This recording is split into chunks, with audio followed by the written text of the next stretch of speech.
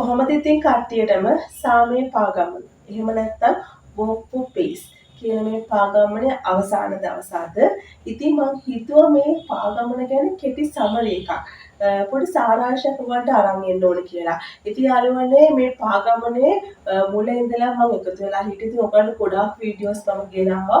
ඒක හුදු ප්‍රතිචාර ඔයගොල්ලන්ගෙන් තිබ්බා. ඉතින් ඒ නිසා මම හිතුවා මේ සම්බන්ධයෙන් සමරියක් ඔයගොල්ලෝ ගේනවා කියලා. මොකද යාළුවනේ මේ පාගමන ලෝකයේ පැවතුණු ලොකුම දිගම සාම පාගමන. කියන්නේ කිලෝමීටර 3700කට ආසන්න ප්‍රමාණය. එහෙම නැත්නම් සතපුම් වලින් ගත්තොත් සතපුම් 2300කට ආසන්න ප්‍රමාණයක් මේ ස්වාමීන් වහන්සේලා පාගමනේ වැඩම කරලා තියෙනවා. ඉතින් මම මීට පෙර වීඩියෝ එකකදී කිව්වා වගේම ටයිම් සෝන් 4ක් පාස් කරගෙන. ඒ වගේම ඇමරිකාවේ ප්‍රාන්ත 10ක් පාස් කරගෙන තමයි මේ ස්වාමීන් වහන්සේලා වැඩම කළේ.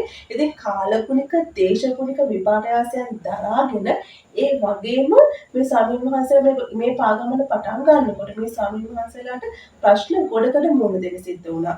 ඉතින් ඒ හැම ප්‍රශ්නයක්ම දරාගෙන තමයි මේ ස්වාමීන් වහන්සේලා මේ පාගමන අවසන් කළේ. ඉතින් ඇත්තටම මේ ස්වාමීන් වහන්සේ 2025 ඔක්තෝබර් 26 වෙනිදා තමයි මේ පාගමන පටන් ගත්තේ. ඉතින් මේ පාගමන පටන් අරන් මුල සති දෙකේ ඇත්තට මේ ගැන ගොඩක් අය දැනුවත්භාවයක් තිබ්බේ නැහැ. ගොඩක් අය දන්නේ නැහැ මේ පාගමන පටන් ගන්නද කියලා වගේ. ඉතින් ඒ අවස්ථාවේදී මේ ස්වාමීන් වහන්සේලා ප්‍රශ්න කීපයකට මුහුණ දුන්නා.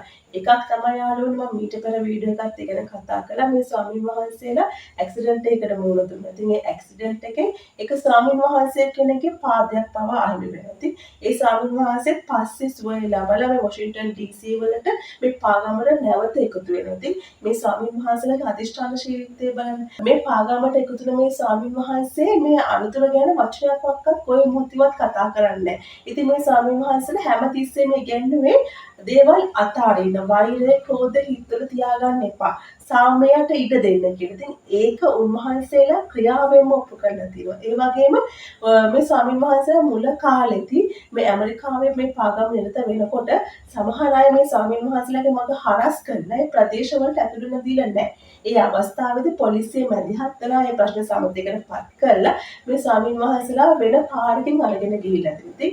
ඊට පස්සේ ඉඳලා පොලිසියෙන් තමයි රට තීරණය කරන්නේ මේ ස්වාමීන් වහන්සේලා වඩන පාර මොකක්ද කියලා. ඒ තරම් මේ ස්වාමීන් වහන්සේලාගේ ආරක්ෂාවට සමහර තැන්වල ප්‍රශ්න ඇති වෙලා තියෙනවා. ඉතින් ඒ වගේම යාළුවනේ ඔබ පිළිගන්නවද අවසාන දවස් වෙනකොට මේ පාගමනේ සමහර අය ආරාධනා කරන මේ ස්වාමීන් වහන්සේලාට අනේ අපේ පාරනොත් වඩින්න මේ පැත්තෙන් වඩින්න අපිට ආශිර්වාද ලබා ගන්න කියලා. ඉතින් ඒ තරම් මේ ස්වාමීන් වහන්සේලා මේ පාගමන පටන් ගන්නකොට වැහුණු පාරවල් මේ වෙනකොට මේ ස්වාමීන් වහන්සේලාට මේ පාගමන අවසානයේට කිට්ටු වෙනකොට ඒ වැහුණු පාරවල් ඉබේම හැරුණා. ඉතින් එතනින්ම අපිට හිතා ගන්න පුළුවන් යාළුවනේ මේ ස්වාමීන් වහන්සේලාගේ අධිෂ්ඨානශීලීත්වය බලය කොහොමද කියලා. ඉතින් ඇත්තටම යාළුවනේ මේ සාමයේ පාගමන දවසින් දෙකෙන් සංවිධානය කරපු එකක් නෙමෙයි. මාස ගාණාවක් තිස්සේ මේ ස්වාමීන් වහන්සේලා කතා බහ කරලා මේ සාම පාගමනට මොකද ඇමරිකාව කියන්නේ ලෝකේ බලවත්ම රාජ්‍යනේ. ඉතින් මේ ඒ වගේ රාජ්‍යයක මේ වගේ පාගමනක් ඉදරකොට ඊට අවශ්‍ය අවසර ගන්න ඕන දේවල් මේ ස්වාමීන් වහන්සේලා එකතු වෙලා කතා කරලා තියෙනවා. ඉතින් උන්වහන්සේලාට තිබ්බ ගැටලු අතර තිබ්බ ප්‍රධානම ගැටලුව තමයි ආරක්ෂාව සම්බන්ධ ගැටලුව. මොකද ඇමරිකාව කියන්නේ විවිධ ජනවර්ග වලට අයත්, විවිධ ආගම් වලට අයත් සහ විවිධ මතවාද තියෙන රටක්. ඉතින් ඒ නිසා සමහර විට මේකට විරුද්ධ වෙලා මේ ස්වාමීන් වහන්සේට පහර එල්ල වේ, සමහර විලිතියල් උනත් පුළුවන්කමක් තියෙයි කියන ප්‍රශ්නේ උන්වහන්සේට ආවා. ඉතින් ඒ අවස්ථාවේදී මේ පඤ්ඤාකර ස්වාමීන් වහන්සේ මේ සාම පාගමනේ පෙරමුණ ගත්ත ස්වාමීන් වහන්සේ ඒ වෙලාවේ කියලා තියෙනවා මම වෙඩි කන්න හරි මගේ ජීවිතේ පූජා කරලා හරි මේ සාම පාගමන ඉස්සරහම මම වඩිනවා. ඉතින් මම කොහොම හරි ලෝකෙට යහපතක් කරන්න, ලෝකෙට සාමය බෙදන්න මම මේ පාගමන අවසාන වෙනකම් වඩලා මොන ප්‍රශ්න දරාගෙන හරිද.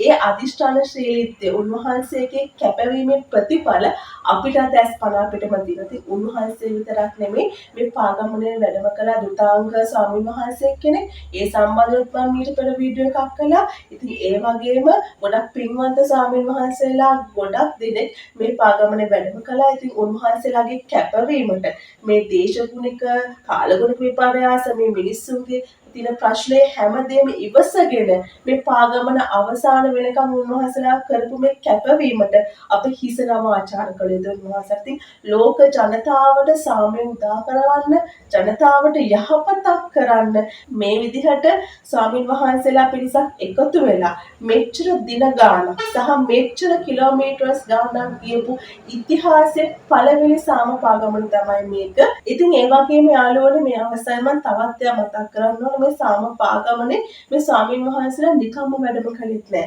මේ ස්වාමින් වහන්සේලා ජීවිත දසදහස් ගානක් බේරුවා.